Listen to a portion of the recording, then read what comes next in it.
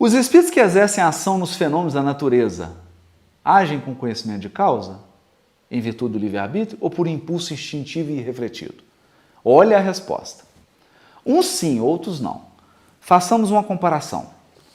Figurai essas miríades de animais que, pouco a pouco, fazem emergir do mar ilhas e arquipélagos. Os corais, né? Acreditais que não haja aí um fim providencial? E que essa transformação da superfície do globo não seja necessária à harmonia geral? Entretanto, são animais do último grau que realizam essas coisas, provendo as suas necessidades e sem suspeitarem de que são instrumentos de Deus. Pois bem, do mesmo modo, os espíritos mais atrasados são úteis ao conjunto. Enquanto se ensaiam para a vida, antes que tenham plena consciência de seus atos e de seu livre-arbítrio, atuam em certos fenômenos dos quais são agentes, mesmo de forma inconsciente. Primeiramente executam, mais tarde, quando suas inteligências estiverem mais desenvolvidas, comandarão e dirigirão as coisas do mundo material. Mais tarde ainda, poderão dirigir as do mundo moral. É assim que tudo serve.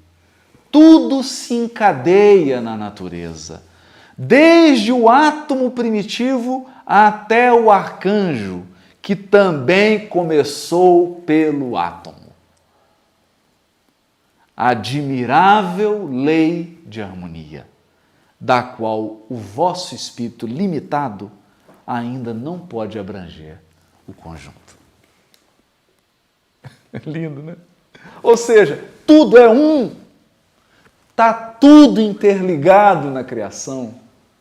Tudo, pecinhas, uma trabalhando para as outras e vão ganhando um grau de complexidade. Ou seja, é uma lei só regendo tudo. A lei que rege os átomos é a mesma que rege o sistema solar. A gente vê que a forma é a mesma. Você pega uma galáxia, é a mesma coisa, espiralada. Está lá, as galáxias.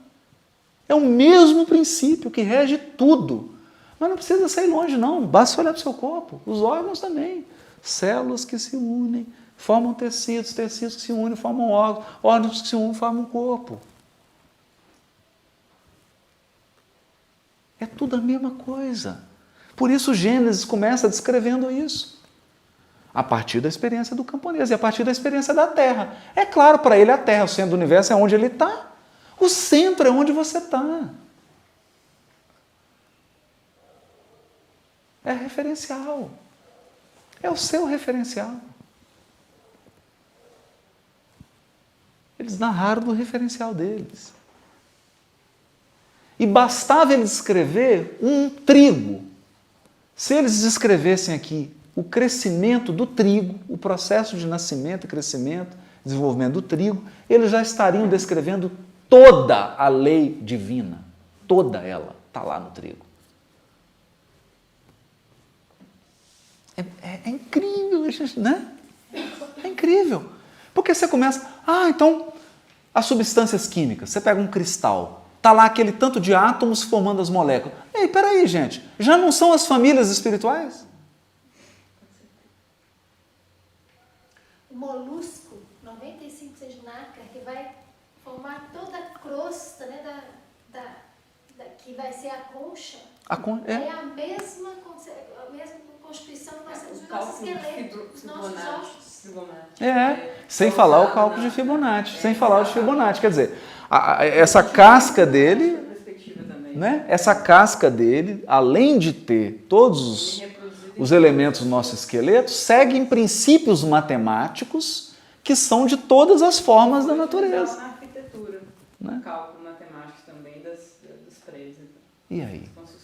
O que é lei divina e o que é lei natural? É lei divina ou natural, é a mesma coisa. É a mesma coisa. Então, se eu busco alguma coisa da física e traz para cá, algum princípio da física, é também evangelho. Se eu trago alguma coisa do evangelho, é também física.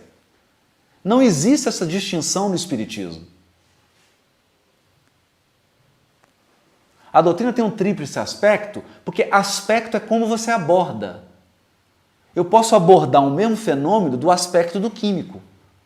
E posso abordar o mesmo fenômeno do aspecto do físico. E posso abordar o mesmo fenômeno do aspecto do geólogo. Isso é só o que você está olhando. Porque o fenômeno é o mesmo. O fenômeno não se divide só porque você está dando foco em algumas coisas. Não é isso? E por isso que hoje é moda dizer o enfoque multidisciplinar. Isso quer dizer o quê? O fenômeno é sempre maior do que o nosso enfoque. Não existe ciência, filosofia e religião na natureza. Essa divisão não existe. Isso é só enfoque. Você pode enfocar as coisas de uma perspectiva científica, enfocá-las de uma perspectiva filosófica ou enfocá-las de uma perspectiva religiosa. Mas as coisas são o que são. Elas nos mudam porque você mudou sua lente. Não é porque o fotógrafo foi lá e trocou a lente, né? O Tiago chegou aqui, mudou a lente, e mudou o foco, mudou a coisa. Não, a coisa é a mesma. Então isso é muito importante para a gente. Era algo que eu queria trazer de hoje, desse primeiro dia, porque vai dar o tom do nosso estudo. Vai dar o tom. Essa conversa, essa tendência que as pessoas têm de ficar contrapondo religioso a cientista, químico a padre, gente, isso é demodê, isso já passou, já era. Isso já acabou em 1857. Com Kardec isso acabou. Acabou. Essa é a grande contribuição do Espiritismo para a humanidade. Acabou. A palavra de ordem é aliança, união. Juntar recursos, juntar enfoques, para que o nosso enfoque seja cada vez mais grandioso, cada vez mais amplo, cada vez mais profundo, cada vez mais eficiente. É por isso que nós vamos ver o André Luiz descrevendo física quântica no livro Mecanismos da Mediunidade, para terminar o livro falando de Evangelho. Do papel magnético de Maria, José e dos outros espíritos que sustentaram a reencarnação de Jesus. Só que para explicar isso, você tem que falar de física quântica. Esse é o paradigma espírita. Essa é a maior contribuição do Espiritismo ao pensamento humano. Não tem divisórias. Não tem divisórias. Então, se alguém pergunta para a gente assim, você é espírita? Você é religioso? Pergunta errada. Pergunta errada. Nós não funcionamos nesse paradigma. Não funcionamos nesse paradigma. Eu leio o capítulo 1 de Gênesis, ou eu, como estou fazendo agora, reestudando as matérias do pré-vestibular, né, para aprender um pouco mais. Quando eu estou lá estudando química, eu estou estudando evangelho também. É a mesma coisa. Não tem diferença. É a mesma lei. Porque eu sei que elementos físico-químicos do meu corpo representam parâmetros de equilíbrio dados por Deus. Se eu desobedecer, por exemplo, se eu não obedecer sono, alimentação, descanso, relaxamento, N coisas, eu vou sofrer consequências do meu desequilíbrio, da minha desarmonia. Porque eu saio do equilíbrio, da harmonia proposta pela lei divina. Eu sofro. É sofrimento mesmo, né? Quem teve diarreia, quem tem úlcera gástrica, quem tem algum problema do estômago, sabe o que eu estou falando. É sofrimento. Se você não amar, não respeitar, não cuidar do seu estômago, você vai amargar problemas ligados ao estômago. Porque Deus está castigando? Não é isso, né? Porque Ele estabeleceu parâmetros de equilíbrio. E aí, voltando ao Dr. Ricardo. Está doendo? O que está fora da medida? O que está fora da medida?